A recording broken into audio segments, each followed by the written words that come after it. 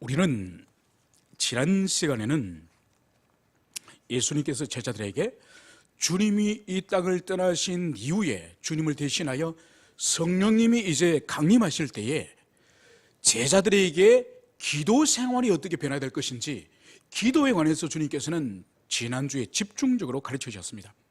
물론 주님께서 공생의 가운데에 제자들에게 기도에 관해서 많은 가르침을 주님께서는 하셨습니다. 그러심에도 불구하고 주님께서는 내 이름으로, 예수 이름으로 기도하라는 것은 주님께서 가르치지 않으셨습니다. 비로소 당신의 공생애의 마지막 시점에, 이제 이 땅을 떠나서 아버지께로 돌아갈 그 시점에 이제 우리 예수님께서는 제자들에게 이제 앞으로 너희들은 내 이름으로, 예수 이름으로 기도하라, 이 말씀을 주님께서 비로소 가르쳤다는 거죠. 그러면 예수 이름으로 기도하라는 의미가 무엇이라고 여러분들이 기억을 하고 있습니까?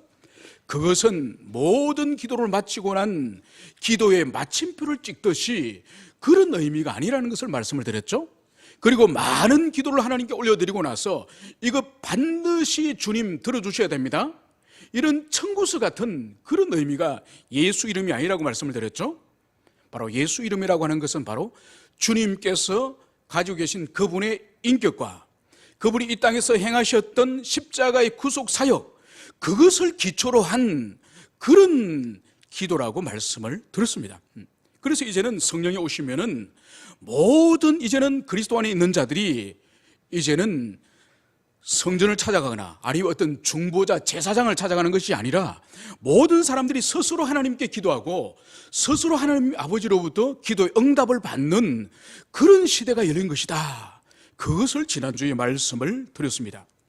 이제 오늘은 우리가 주님께서 이제 공생애 가운데 제자들에게 가르치신 마지막 가르침, 그 마지막 가르침이 다락방에서 가르친, 우리가 배우고 있는 이 요한복음 이 16장까지가 마지막 다락방 강화예요. 17장부터는 예수님이 홀로 기도하신 기도문이에요. 그러니까 지상에서 마지막 제자들을 모아두고 가르친 것은 사실 이 16장까지예요. 그래서 오늘 저희들이 28절부터 33절까지 이것은 지상에서 다락방에서 예수님이 제자들에게 최후로 마지막으로 가르친 가르침이 바로 오늘 이 말씀이에요.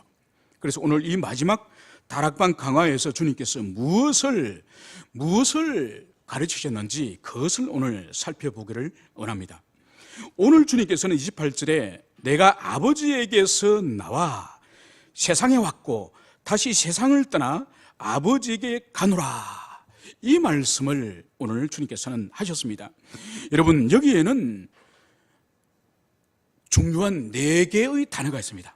4개의 단어, 바로 내가 나왔어, 왔고, 떠나, 가노라, 이 4가지의 이 동사, 이 4동사는 예수 그리스도가 어떤 분이신지, 그분이 무슨 사역을 하셨는지 그것을 압축적으로 오늘 예수님께서 압축적으로 한 문장 가운데에 당신의 존재와 당신의 사역에 대해서 압축적으로 이 4동사가 오늘 말씀을 하고 있습니다. 그래서 이 한 구절, 이 본문은 기독론, 즉 그리스도가 누구신지에 대한 매우 중요한 그런 함의를 가지고 있는 그런 성경 구절이라고 할 수 있습니다.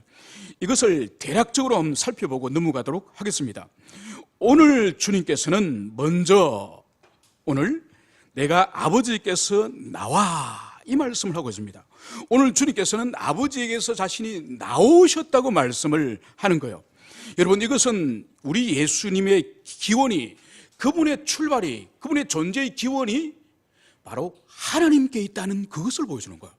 여러분, 구약 성경에 아브라함이나 모세나 엘리야나 다윗이나 이 모든 사람들은 하나님의 부름받은 종이에요. 일꾼이에요. 그러나 우리 주 예수 그리스도, 그분은 하나님 아버지 당신으로부터 나오신 분이에요. 그러므로 이분은 하나님에게서 나오신 아들 하나님이에요. 이것을 주님께서는 분명하게, 나는 지상의 다른 어떤 인간들, 하나님의 종들, 선지자들, 위대한 당신의 자녀들과 다른 하나님에게서 나온 나는 하나님이다, 그것을 주님께서는 말씀을 하시는 거죠. 그래서 요한복음 10장 30절에도 주님은 이렇게 말씀을 하셨습니다. 나와 아버지는 하나이다. 나와 아버지는 하나이다. 이것을 말씀을 하셨고, 사도 바울도 빌립보서에서 그는 근본 하나님의 본체이다. 바로 예수님은 하나님의 본체이다. 그러므로 그분은 성자 하나님이다. 그것을 말씀을 하신 것이죠.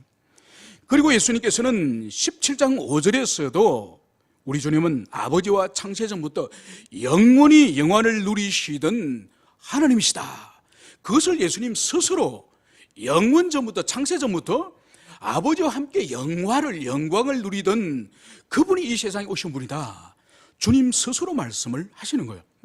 그래서 오늘 주님께서는 내가 아버지께로부터 왔다고 하는 이 말씀, 나왔다고 하는 이 말씀, 이것은 바로 예수님 당신이 하나님이시다. 그 말씀을 증언을 하는 것입니다. 두 번째로 주님께서는 바로 내가 세상에 왔고, 주님께서는 세상에 오셨다는 거예요.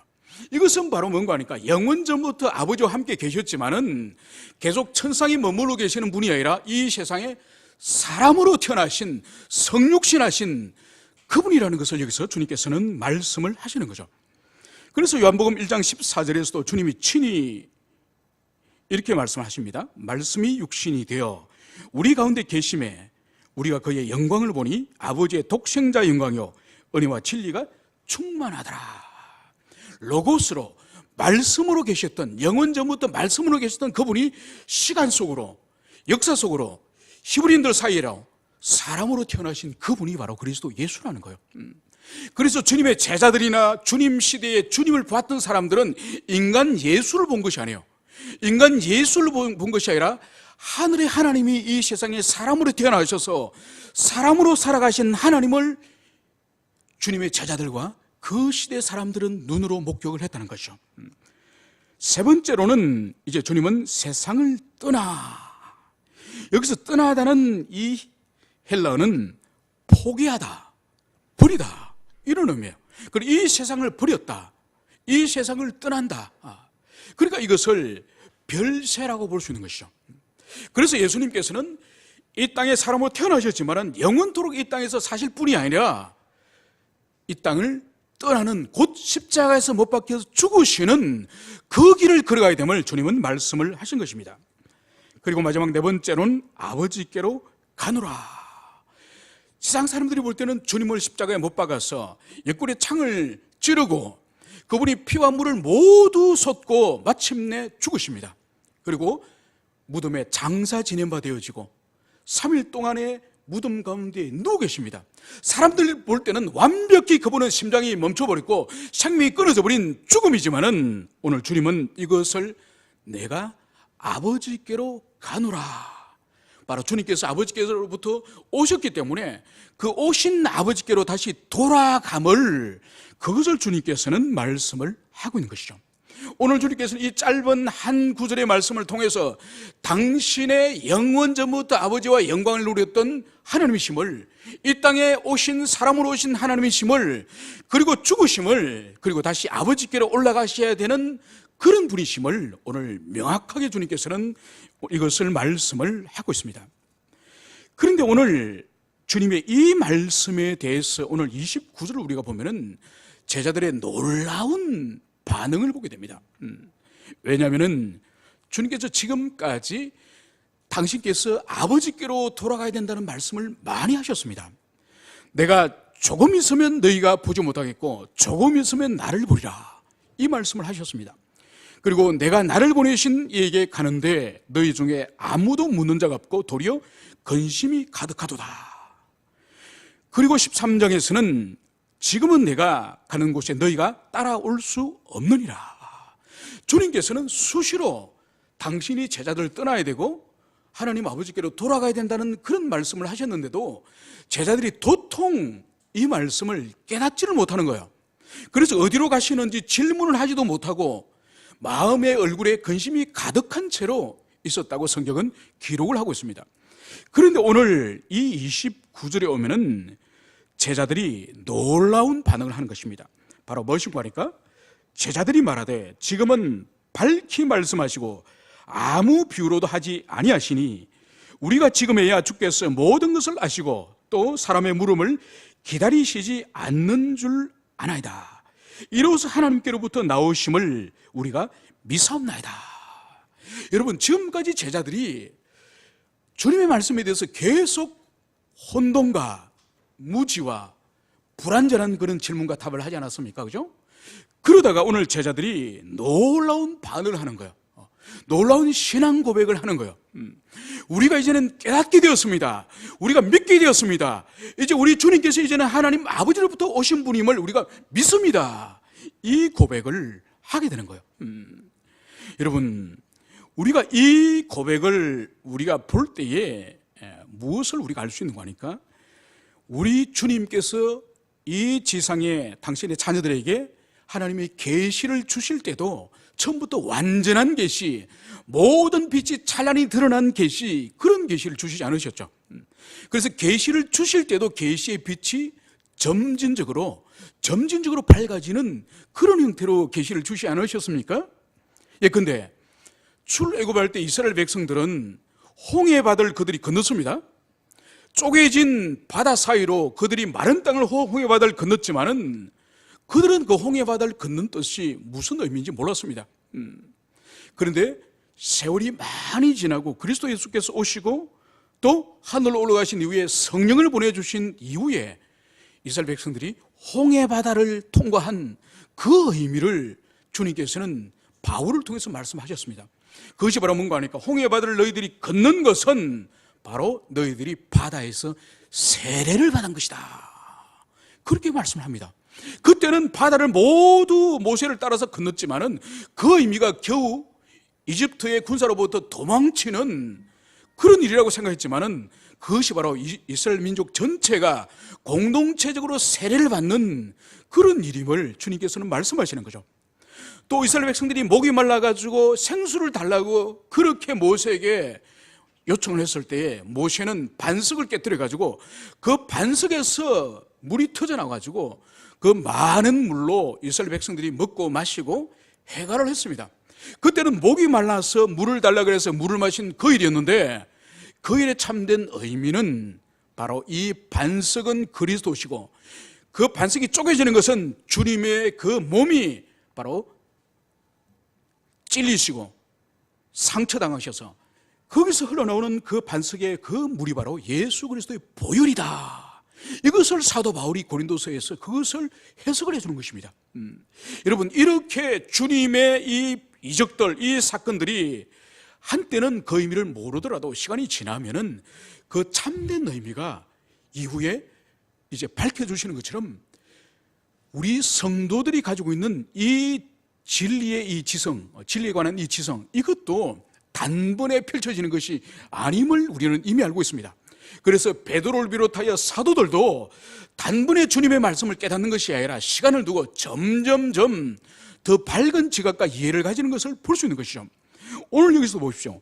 지금까지 주님의 가르침에 대해서 제자들이 계속 무지하고 의혹하고 의심하고 불완전한 이해를 했지만은, 오늘 여기서는 이로써 하나님께로부터 주님께서 나오심을 우리가 믿사옵니다. 드디어 제자들이 믿음에 대해서 확신을 하고 있음을 여기서 볼 수 있는 것이죠. 여러분, 그러므로 말미암아서 우리가 여기서 오해해서 안 되는 것은, 지금까지 그러면은 제자들이 믿음이 없었다, 이렇게 해석을 해서는 안 되는 거예요. 왜냐하면 이미 마태복음 16장에 가이사랴 빌립보에서 베드로를 중심으로 한 제자들이 주님에 대한 올바른 신앙 고백을 하지 않았습니까? 주는 그리스도시요 살아계신 하나님의 아들이십니다, 이 고백을 이미 하였습니다. 그러므로 지금까지 제자들이 주님에 대해서 또 계시에 대해서 전혀 모르고 있다가 비로소 지금 열렸다고 그렇게 우리는 오해해서는 안 되는 것입니다.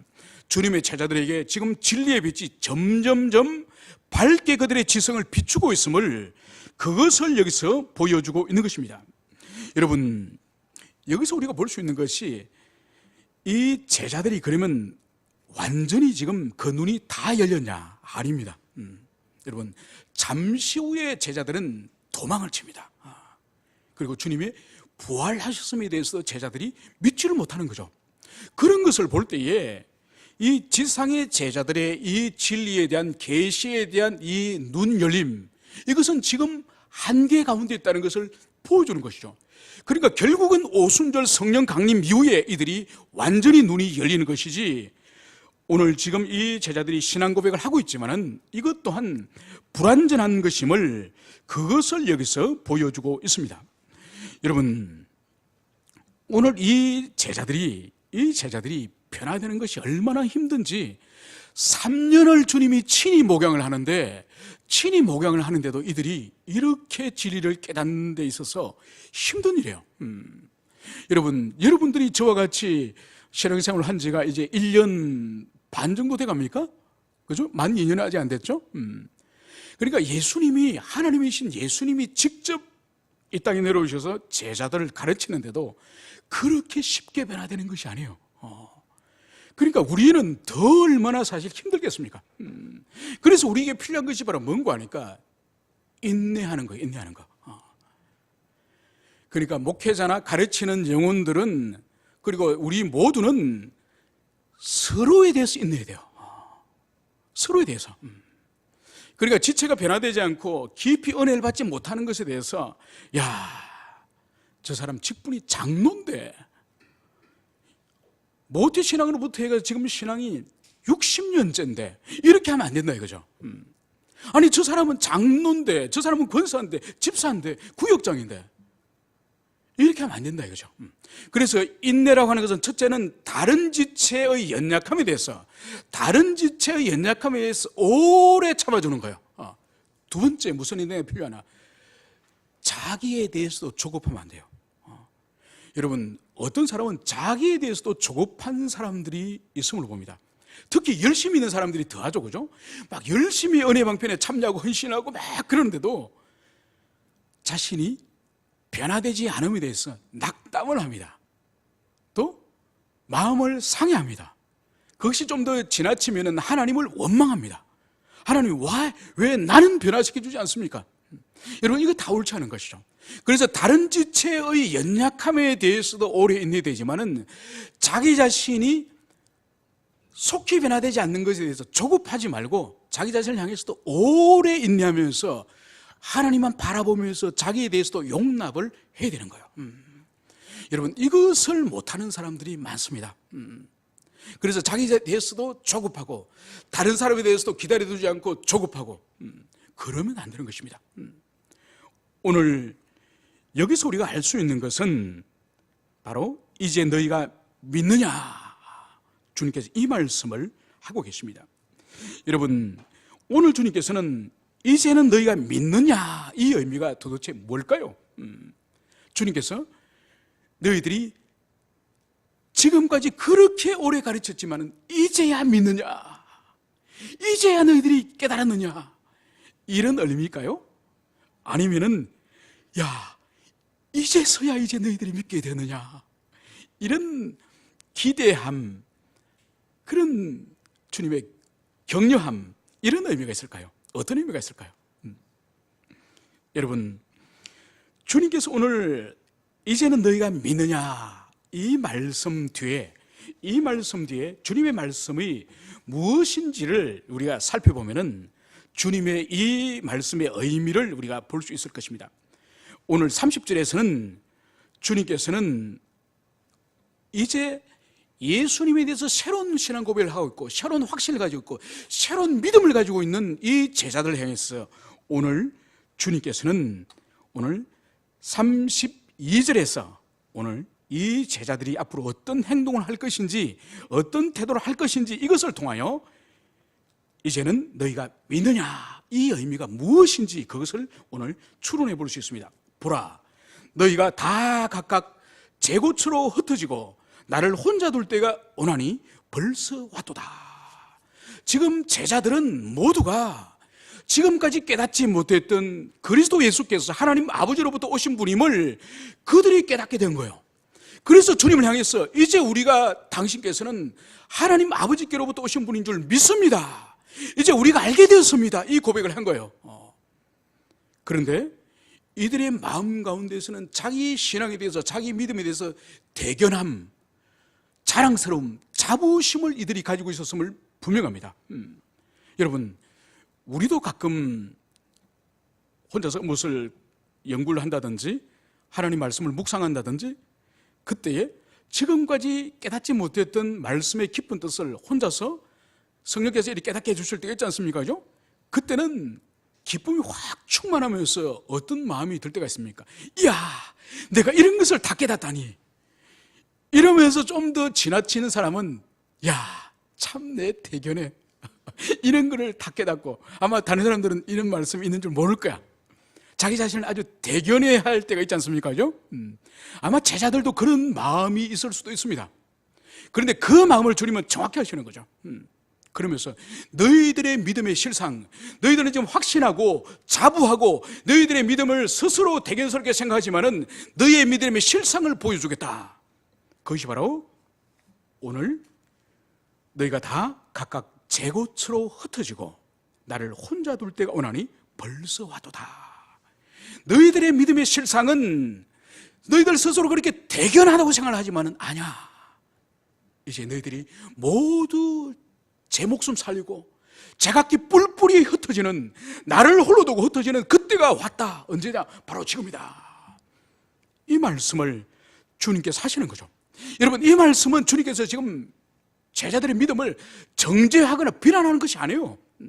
주님은 제자들의 믿음을, 연약한 믿음을 지금 정죄하거나 판단하거나 비난하는 것이 아니에요. 바로 제자들에게 무엇을 말씀하시려고 하는 것인가 하니까 바로 너희들의 믿음의 실상을, 허상이 아니라 실상을 너희들이 바로 알아라. 이것을 주님께서는 너희들의 믿음은 나를 두고 다 도망가는 그런 믿음이 너희들의 믿음의 실상이다. 이것을 보여주시는 거죠. 여러분, 주님은 제자들을 책망하지 않으세요. 비난하지 않으세요.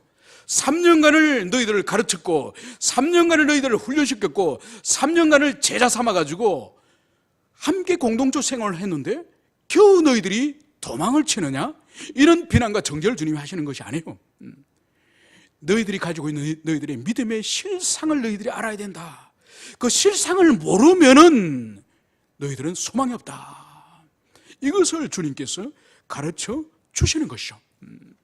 여러분, 바울도 선줄로 생각하는 자는 넘어질까 조심하라. 이 말씀을 바울도 했습니다. 그러므로 이 세상에서 가장 믿음이 연약한 자, 믿음이 가장 없는 자는 누구 아니까 스스로 대견스럽게 생각하는 사람이에요. 이만하면 됐다. 우리 공동체에서, 내 주변에서 나만큼 믿음이 있고 나만큼 헌신하는 사람이 어디냐, 이렇게 스스로를 자부하는 이 사람이 가장 연약한 사람이에요. 그러면 누가 믿음이 가장 강한 사람이냐? 그것은 바로 자신이 가장 믿음이 연약하다고 항상 주님을 의지하고 주님을 바라보고 스스로를 겸비하게 낮추는 그 사람이 사실 가장 강한 사람이죠. 왜냐하면 자기에 대해서 헛된 기대를 하지 않죠. 헛된 기대를 하지 않고 항상 자신의 연약함을 알기 때문에 주님을 붙들고 주님을 의지하고 그분의 도움만 구하는 삶을 살기 때문에 자신에 대해서 헛된 소망을 가지지 않는 거예요. 이 사람이 가장 강한 믿음을 가지고 있는 그런 사람인 것이죠. 그래서 오늘 주님께서는 제자들의 연약함을 그대로 받아들이십니다. 제자들을 사랑하시기 때문에 판단하거나 정죄하거나 비난하는 것이 아니라 있는 그대로 받아들이시는 거죠. 여러분, 이것이 연약한 지체를 향한 사랑의 본질이에요. 사랑의 본질. 여러분, 우리는 연약한 사람을 향해서 비난하기 얼마나 쉽습니까? 그죠? 여러분, 인격이 연약한 사람, 도덕성과 윤리성이 연약한 사람, 그죠? 성품이 연약한 사람, 이런 사람들이 드러내는 삶의 행동들이 보통 도덕적으로, 윤리적으로 또는 공동체에서 모관한 행동을 하거나 허물이는 행동을 하거나 보통 그렇게 드러나는 거예요. 그리고 그것은 본질적으로 비난의 대상이 아니라 연약함의 대상. 그런데 대부분 사람들은 연약한 사람들에 대해서 어떻게 합니까? 비난하거나 정죄하거나 판단하거나 조롱하거나 상종하지 않거나 무시하거나, 보통 연약한 지체들이 연약한 행동과 연약한 삶을 드러낼 때는 그렇게 보통 사람들을 우리는 대하는 것이죠. 그런데 그것이 하나님의 뜻이 아닌 것입니다. 그러므로 주님께서는 이 연약한 지체에 대해서 바울은 로마서 15장 1절을 통해서 분명하게 우리 주변에, 우리 공동체, 우리 가족 가운데에 연약함을 가지고 있는 사람들 향해서 만약 너 자신이 더 강한 믿음을 가지고 있다고 한다면 어떻게 대할지 로마서 15장 1절에서는 주님은 이렇게 가르치고 있습니다. 믿음이 강한 우리는 마땅히 믿음이 약한 자의 약점을 담당하고 자기를 기쁘게 하지 아니할 것이라. 여러분, 주님은 분명하게 우리들에게 가르치고 있습니다. 자기를 기준으로 하여서 누가 자기보다 연약해 보인다고 스스로 만약 판단한다고 한다면 오늘 주님께서 어떻게 하라고요? 자기가 강한 자라고 스스로 자부하는 그 사람은 연약한 자의 약점을 담당하라는 거예요. 담당하다는 의미가 뭔가요? 자기 것처럼 짊어지라는 거예요. 자기 십자가처럼 짊어지라는 거예요. 이것이 연약한 자를 향한 우리가 바라볼 태도예요. 여러분, 얼마나 이 한 말씀을 사람들이 무지하여서 이 말씀을 모름으로 말미암아서 함부로 연약한 자를 판단하고 정죄하고 무시하고 조롱합니까? 성경 분명히 만약 너가 다른 사람보다 더 믿음이 강하다고 스스로 여기면은 그 연약한 사람을 비난하고 조롱하지 말고 담당하라.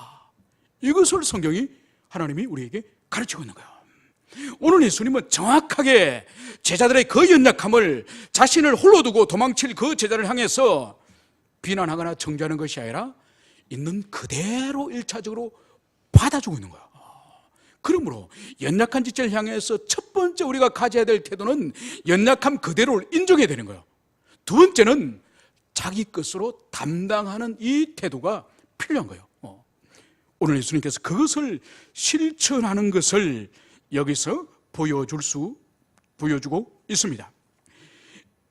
그러면 이제 주님께서는 이제 33절에서 왜 주님께서는 지금까지 이 말씀을, 이 장황한 이 16장의 이 말씀을 제자들에게 마지막 날 밤에 말씀을 하셨느냐?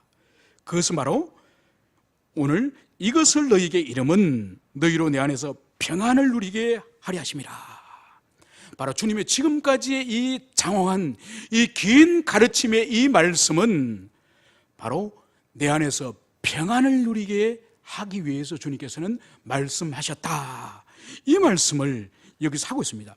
이제 곧 주님께서는 붙잡히시고 그리고 그 다음날 십자가에 달리시고 그리고 제자들과 모든 주님을 따르는 사람들은 쫓기는 몸이 됐을 때에 이제 이들의 마음에 동요와 환란이 일어났을 때에 이들이 흔들리지 않고 바로 마음에 평안을 누리도록 하기 위해서 주님께서는 지금 이 말씀을 하고 계신다는 것을 여기서 말씀을 하고 있는 거예요.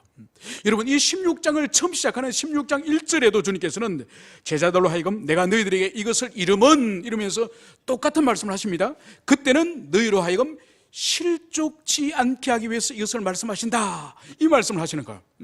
그러니까 16장 1절에서는 제자들이 주님이 붙잡히시고 주님이 죽으시고 그리고 주님이 장사 지내는 그 일을 볼 때에 바로 깊은 낙담과 실망을 해서 도망을 가면서 그들이 좌절하여서 그들로 하여금 실족해야 되는 그 일이 일어나지 않도록 주님께서 말씀하신 것처럼 오늘 여기서는 주님의 이 긴 가르침의 목적이 단순한 실족이 아니라 이제는 박해를 받고 이제 어려움을 당할 때도 마음의 평정심을, 이 평안을 잃어버리지 않도록 하기 위해서 이 가르침을 주님께서 하셨다.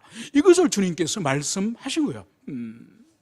여러분, 이 평강을 얻을 수 있는 비결은 오늘 주님께서 그 전제 조건을 하나 말씀하셨으니 그것이 바로 너희들이 내 안에서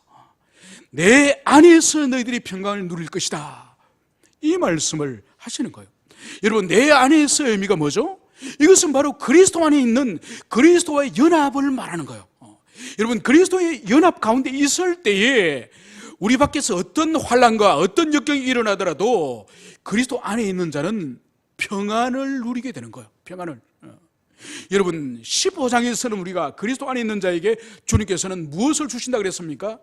많은 열매를, 그리스도 안에 있는 자에게는 많은 열매를 주신다고 15장에서는 말씀하셨는데 오늘 이 16장 마지막 말미에서는 바로 내 안에 있는 자에게 있어서는 이제 어떤 환난과 박해가 이제 미치더라도 평안을 너희들이 누릴 것이다, 이 말씀을 여기서 하고 있는 거예요. 여러분, 그러므로 말미암아서 주님과의 올바른 관계, 주님과의 그 관계가 얼마나 중요한지, 주님과 그 관계 안에서 삶의 열매를 맺기도 하고 어떤 환난과 역경 가운데서도 평안을 누릴 수 있는 그 비결이 다른 것이 아니라 바로 주님과 연합의 관계, 그 연합의 관계 안에 있는 자들에게 주님께서는 평강을 주신다, 이 말씀을 여기서 하고 있습니다. 여러분, 주님과의 평강을 위해서 여러분 다른 걸 하는 것이 아니에요. 항상 여러분 기억하셔야 됩니다. 뭔가를 헌신하거나 뭔가를 작정하여서 뭔가를 일을 하거나 그것이 아니에요. 주님과의 평강은 바로 주님과의 관계 안에, 연합의 관계 안에서, 그 관계 안에서 주님이 주시는 선물이라는 것을 여러분들이 기억을 하시기를 간절히 축원을 드립니다. 이제 우리 주님께서는 이제 장차 제자들이 이제 주님이 떠난 이후에 일어날 일들을 이제 주님께서는 말씀을 하고 있습니다. 바로 세상에서는 너희가 환난을 당하나, 세상에서 너희가 환난을 당하나. 여러분, 제자들이 앞으로 당할 인생의 길은 평안이 아니에요, 번정이 아니에요, 쾌락이 아니에요. 지금 제자들을 기다리고 있는 세상은 명백하게 예수님이 뭐라 그러셨습니까? 환난을 당할 것이다, 환난을 면할 것이다라는 것이 아니에요. 주님의 말씀, 환난을 당할 것이라는 거예요. 환난을 피할 것이 아니에요. 여러분, 이것이 정리가 안 된 그리스도인들이 오늘날도 세상에 얼마나 많은지 몰라요. 마치 예수를 믿으면 모든 환난으로부터 피하고 환난을 면제받고 환난이 없어지는 그런 인생을 살 거라고 생각하는데 아니에요. 여러분, 신앙생활을 하는 사람도, 예수 믿는 사람도 환난을 얼마나 많이 당합니까? 여러분, 이 세상에 환난의 종류가 얼마나 많아요. 어떤 사람은 자식 때문에 당하는 자식의 환난을 당합니다. 자식이 마음대로 뜻대로 되지 않는 것이죠.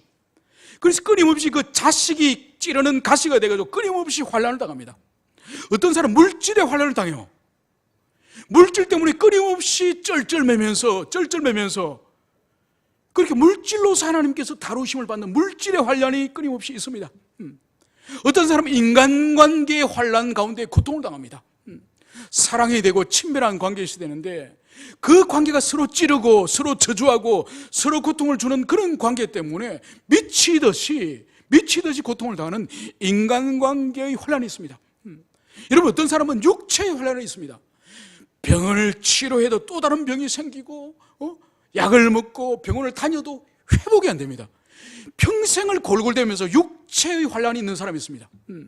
여러분, 환난은 이 세계에 사람들마다 종류들이 다양하고 이것이 끝이 없어요. 언제까지?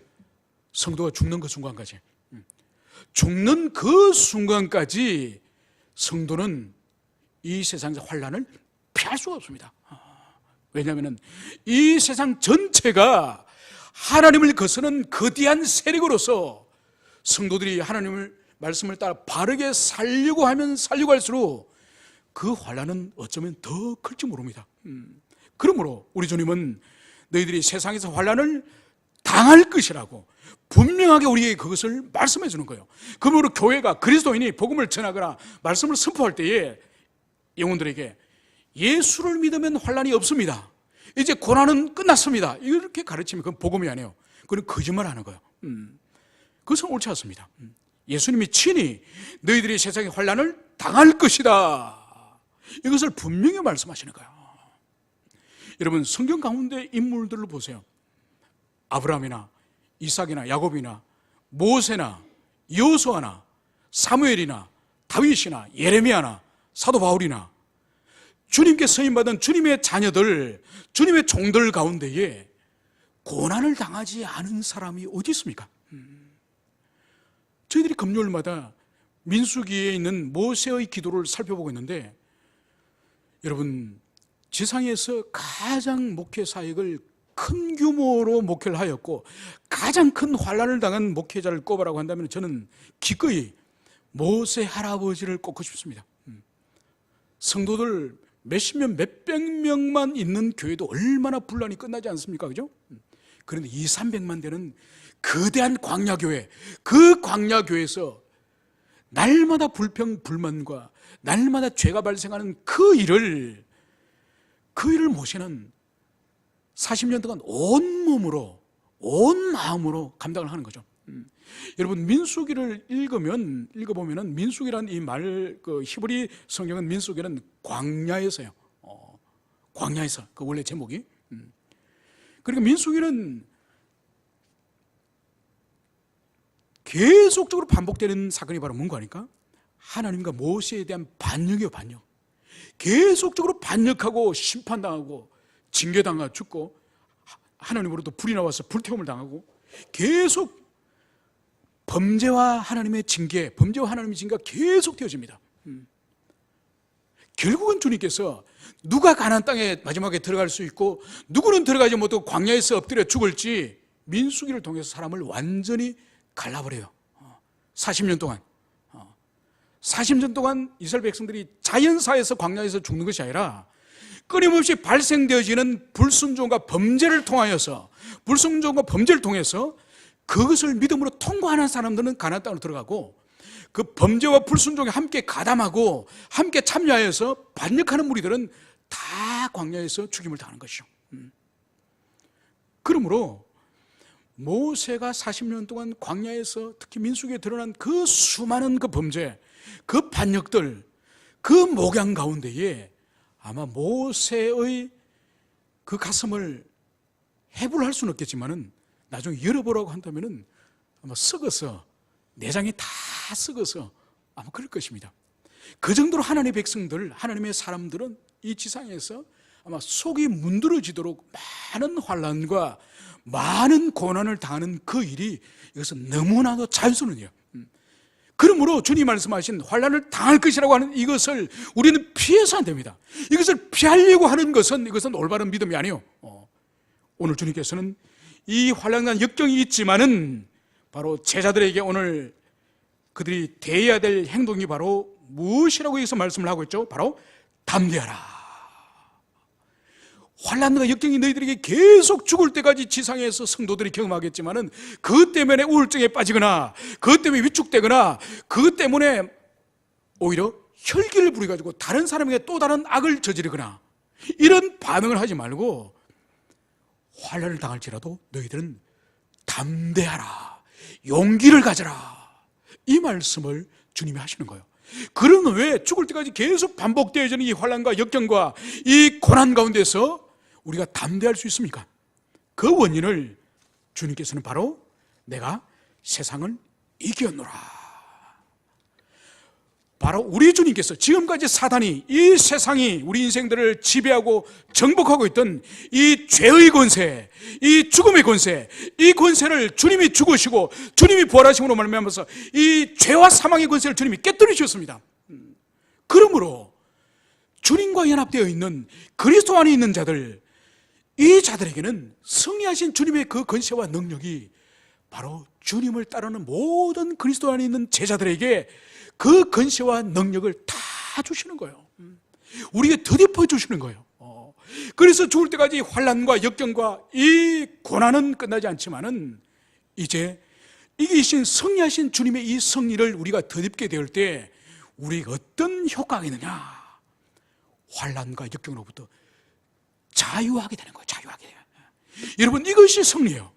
여러분, 승리는 환난이 없어지는 것이 승리가 아니라 어떤 환난이 오더라도 거기에 내가 흔들리지 않고 내 삶의 뿌리, 내 근거 존재의 뿌리가 흔들리지 않는 이것이 바로 평안이고 이것이 바로 승리예요.